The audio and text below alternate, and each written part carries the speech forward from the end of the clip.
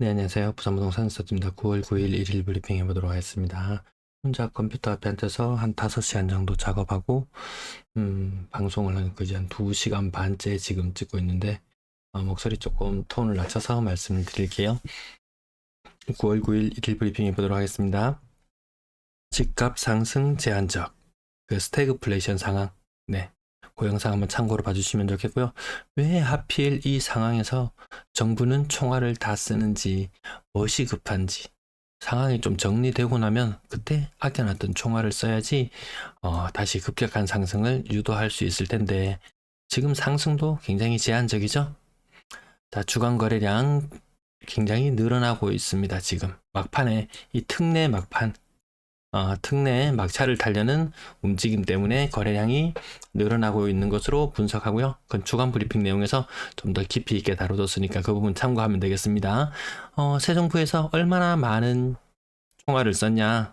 13 대책 규제 5만성 풀고 규제 풀었는데도 효과가 없었어요. 바로 40조 투입하기 시작합니다. 이 40조가 지금 늘어나는 가계부채의 주범이 되었죠. 거기에다가 지원 사격까지 3% 후반의 신규 주담대를 투입했어요. 거기에다가 그다지 또 힘을 못 받았거든요. 그러니까 50년 주담대까지 등장했어요. 근데 전세 위기담보다 또 위기론이 나오니까 특례 전세까지 꺼내 들었어요. 그래도 집을 또 많이 안 사니까 애 낳으면 취득세 500만 원 면제해주는 방안도 내놓았어요. 그래도 젊은 사람들, 정말 살만한 사람은 다 샀는지 또 내놓는다는 게 특례 신생아까지 내놨어요.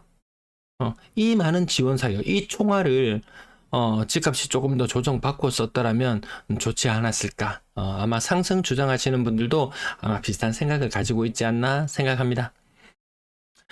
요건 전세에 관련된 내용인데요. 전세 비중이 조금 올라가고 있거든요. 대구는 요렇게 조금 더 많이 올라가고 있어요. 그러면 지금 23년 9월인데요. 21년 9월과 견주어 봤을 때 지금 반토막 났죠. 그 비중이 4억 이상 전세 살던 사람이 그 비중이 반토막이 날 정도로 지금 상황이 안 좋아지는데 지금 다시 살짝 반등할 수는 있어요.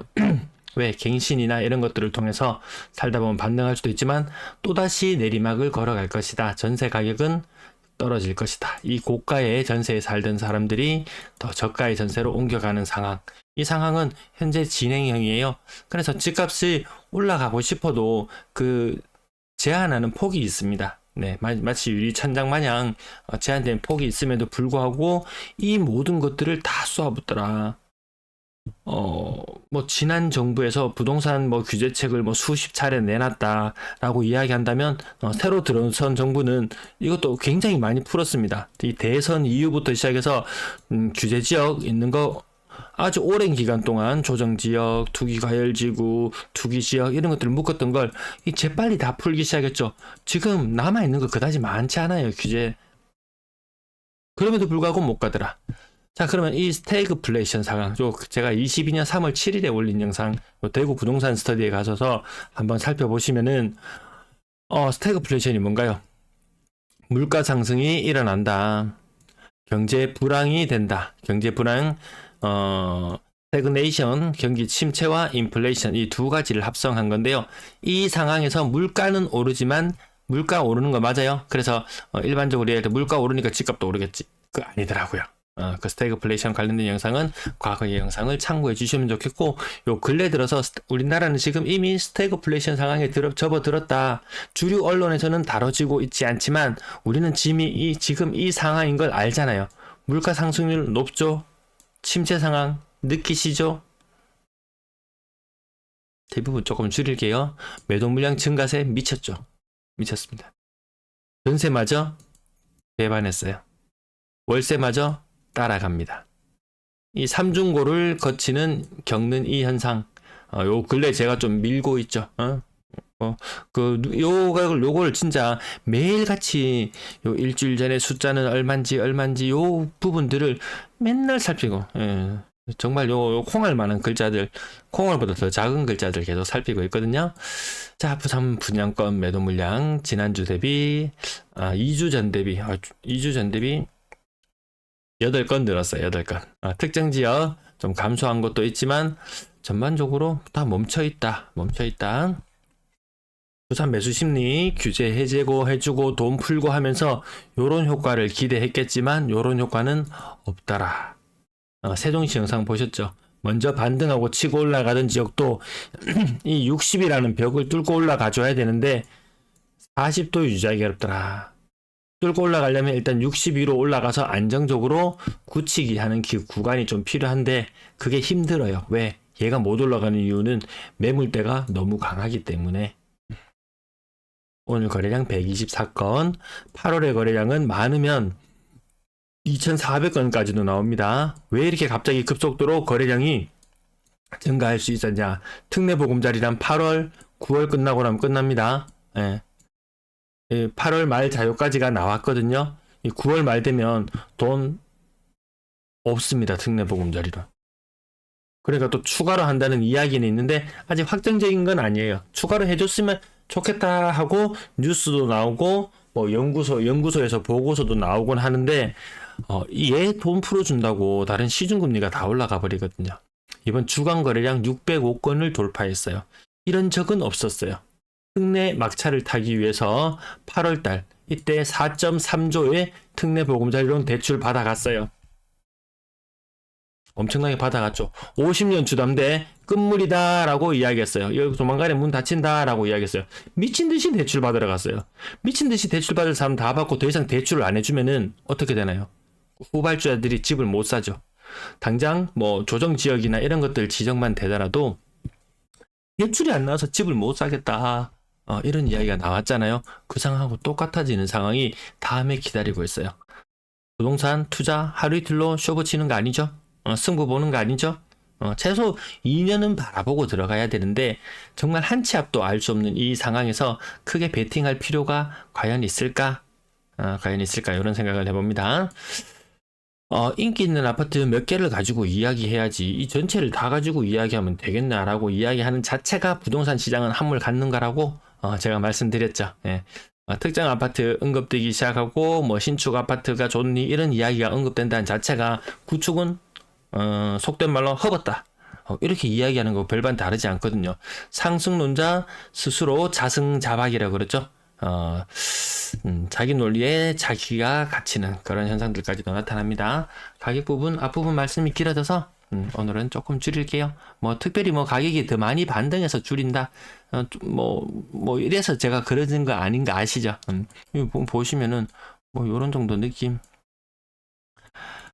딱히 많이 쓰지 않더라도 요런 것도 있어요. 35%, 20%, 25%, 25% 정도. 요게 저는 다라고 이제 다 왔구나. 26% 정도 마이너스 되어 있는 것이 다 왔구나. 계속 반등한다고 이야기를 하는데 주간 실거래 지수는 계속 마이너스예요. 주간 실거래 지수는. 이 부분 또 이야기 안 하죠. 요 반등했는 요 퍼센트. 야, 10% 반등했잖아. 많은 것은 15%, 심하게는 20%까지 반등했잖아. 요것만 이야기를 한다는 거죠. 저는 고점 기준에서 내려왔다가 반등했으면 마이너스 35에서 여기 예를 들어서 20% 그러면은 요거 한 15% 반등했네. 너무나 단순한 계산이잖아요. 뜨내기들 한두 명 와서 말하는 거 신경 쓰진 않지만 그런 댓글들을 보고 이게 전체적으로 주간 실거래 지수 마이너스 지금 계속 지속 중. 먼저 반등했던 세종시 보합으로 떨어짐. 수도권도 상승이 제한적으로 갇혀버림. 이런 전반적인 상황들을 같이 살펴보자라는 거죠. 자, 4억대 이런 가격대가 조금 많이 무너지는 모습을 볼 수 있고요. 엄청 많이 빠지는 이런 것도 보입니다. 나머지는 왜 이야기 안 하는데 하지 마시고 다 살펴보시면 되잖아요. 다 살펴보시면 됩니다. 제가 오늘 방송을 너무 많이 찍어서 목이 좀 안 좋아서 조금 그래도 매일 보여드리는 자료 보시는 와중에 제가 말이 없이 묵음 처리를 하더라도 뭔가 제가 중얼중얼 거리고 있구나 이런 느낌이 들 정도로 여러분들도 아마 해석은 같이 가하고 계시겠죠. 네, 6억 이상 비중도 조금 줄어들고요. 분양권 거래량 한 달에 거의 뭐 한 200건 가까이 거래가 됩니다. 하지만 매물은 늘 새로운 매물이 나오더라. 누군가가 이야기합니다. 금매 다 나갔다. 좋은 아파트, 비싼 아파트 금매 다 나갔다. 하지만 또 그 다음 매물이 나오고 걔들이 안 팔리고 쌓이는 순간 다시 가격은 조정을 받고 그게 시장이 흘러가는 모습이더라고요. 전세 가격도 필요하신 부분들이 있으면 한 번씩 체크해 보시고요. 전세 빠지는 기간은 1년 정도 더 남아있더라. 네, 그 부분까지 기억하시면은, 무작정 전세 가격이 급반등하지 않는데 매매 가격 지 혼자 치고 가는 이런 현상은 없더라. 지금 가계부채가 주택담보대출만 엄청나게 급상승하는 그런 상황이죠. 다른 신용대출이나 마이너스 통장 이런 부분들은 줄어들고 있는 가운데 주담대만 늘어나면서 가계부채가 증가를 하고 있는 그런 기형적인 모습을 보여주고 있어요.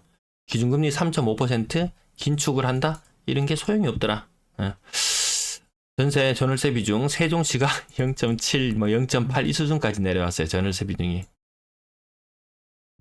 아파트 전세가 최고야. 빌라 전세 안 돼. 오피스텔 전세 안 돼. 라고 말했지만 사람들은 전세는 위험한 거구나. 이것만 기억이 남아버리는 거예요. 그래서 이 아파트 값을 떠받치려고 했던 그 노력 자체도 아파트 값을 옥죄는 그런 역할로 변신할지도 모르겠어요. 전세 가격 계속 빠지고 있어요. 더 빠져요. 요거 더 빠집니다. 시장 금리 오르고 있거든요. 주담대만 금리를 억눌러놓은 것이 아니고 전세자금 대출 또한 금리를 많이 억눌려 놓은 상태예요. 언제 폭발할지 모르겠더라. 그래서 저는 조마조마 위태위태 그런 마음으로 시장을 지켜보고 있습니다. 네, 오늘 여기까지 마칠게요. 시청 감사합니다.